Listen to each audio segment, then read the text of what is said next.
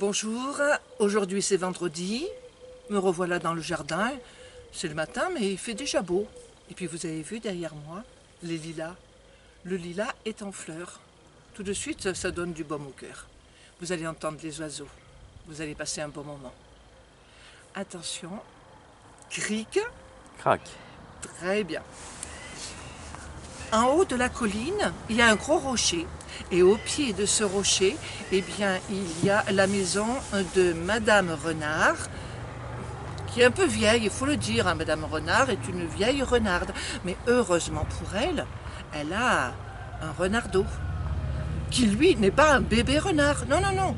Renardeau peut aller chasser, il est dégourdi, il est fort, mais un peu paresseux.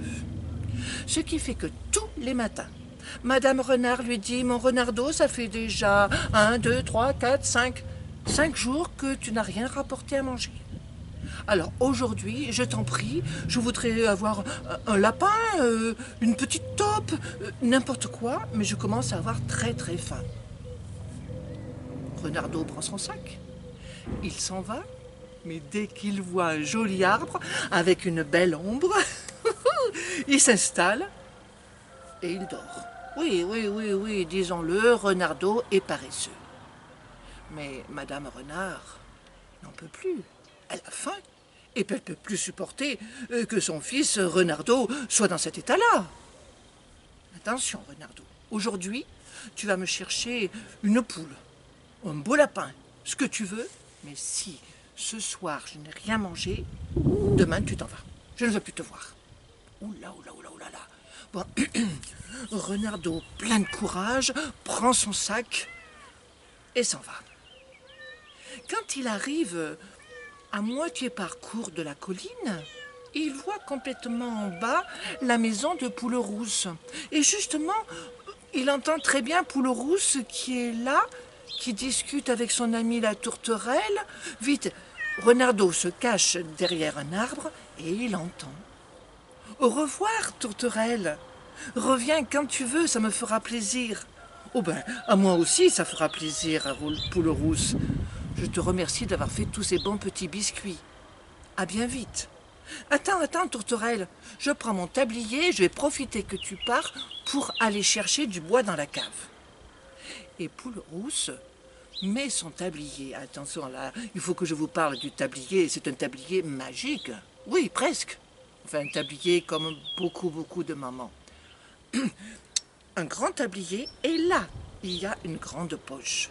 Ce qui fait que quand Poulerousse fait son ménage dans sa petite maison, eh bien, dès qu'elle voit un petit quelque chose qui traîne, elle met dans sa poche. Aussi, si on avait la curiosité de regarder ce qu'il y a dans cette grande poche, puis on pourrait y voir un rouleau de scotch, des ciseaux, des mouchoirs en papier, du fil et une aiguille, plein de petites choses qu'elle a glanées à droite et à gauche dans sa maison. Poulerousse va à la cave. Au revoir, tourterelle, à bientôt. Poulerousse prend 4 ou 5 gros morceaux de bois. Mais pendant ce temps, Renardeau est là. Il en profite. Pendant que Poulerousse est en train de prendre son bois, Renardeau rentre dans la maison et se cache derrière la porte. Poulerousse n'a rien vu. Et la voilà qui rentre tranquillement dans sa maison avec son bois. Elle va le poser juste à côté de la cheminée et à ce moment-là, elle entend la porte d'entrée vlon qui se ferme d'un coup. Poulerousse sursaute, se retourne et voit Renardeau. Oh là, mais qu'est-ce qu'il fait là, celui-ci? Il n'est pas en train de dormir là-bas? Comment je vais m'en sortir? Poulerousse, vite, vole un tout petit peu. Les poules ne savent pas bien voler. Sur la table. Mais ça ne va pas du tout. Alors là, Renardeau n'a qu'à se mettre sur ses pattes de derrière et il est à hauteur de Poulerousse et il va la choper. Alors, Poulerousse prend tout son élan et hop, elle vole jusqu'en haut de l'armoire. Je t'aurai, Poulerousse. Te fais pas de soucis. Tu vas pas rester là-haut sur cette armoire pendant toute la journée. Eh bien si, justement, je resterai, dit Poulerousse. Ah, eh oui, mais tout le monde le sait. Renardeau est peut-être paresseux, mais c'est un renard. Il est malin. Alors il ouvre son sac, en bas de l'armoire donc, et il se met à tourner, à tourner, à tourner, à tourner sur lui-même. Et elle, la poule, eh bien elle suit Renard. Oh, elle le suit, elle le suit, elle le suit, il y a la tête qui tourne, et Poulerousse tombe de l'armoire, directement dans le sac de Renardeau. J'en étais sûr, dit Renardeau. Il ferme le sac sur son épaule, et il s'en va. Oh là là! Poulerousse immédiatement se dit, mais il y a quelqu'un qui va m'entendre, c'est pas possible. Au secours, au secours! Je suis dans le sac de Renardeau, il va m'emmener chez lui, il va me manger, vite, au secours, au secours! Qui est-ce qui peut l'entendre? Mais si, vous le savez, Tourterelle! Tourterelle, elle n'était pas si loin que ça, elle venait juste de partir de chez elle. Tourterelle se retourne et voit très bien ce qui se passe. Elle comprend tout. Elle a une idée. Renardeau la voit de loin, elle se pose sur le chemin et elle fait semblant de boiter. Oula, oula que j'ai mal, oh je peux plus voler, oh là là là là, qu'est-ce que je vais devenir? Ah, Tourterelle, tu ne peux plus voler, mais ça m'intéresse. Je vais apporter ce soir à ma maman chérie une poule rousse et une tourterelle, et on va se régaler. Il pose le sac avec poule rousse à l'intérieur, et il se dirige vers Tourterelle. Mais Tourterelle fait semblant d'avoir mal. Elle boite un petit peu sur le chemin, et quand elle voit Renardeau qui s'approche, hop, hop, elle va un petit peu plus loin. Elle recommence à boitiller, et Renardeau la poursuit, et à nouveau, elle va un petit peu plus loin, et elle se remet à boiter.